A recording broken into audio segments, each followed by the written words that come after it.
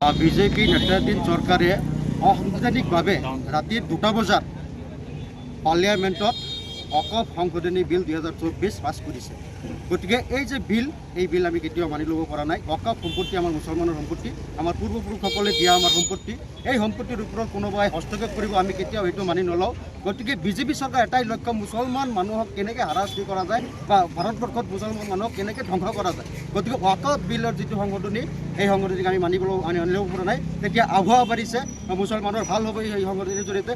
ভাল হওক বেয়া হওক এটা আমি বুজিম, আমাৰ সম্পত্তি। গতিকে আমাৰ সম্পত্তিত কোনোবাই চকু দিব, আমাৰ সম্পত্তিত কোনোবাই হস্তক্ষেপ কৰিব, আমি কেতিয়াও সেইটো মানি ল'ব পৰা নাই। গতিকে আজি সদৌ অসম সংখ্যালঘু ছাত্ৰী উন্নয়নৰ উদ্যোগত সদৌ অসমব্যাপী আন্দোলন নিশ্চয় সমান্তৰালভাৱে আমি বিজেপি জিলা সমিতিৰ উদ্যোগত আজি আমি বিধেয়কখন পুৰিছোঁ।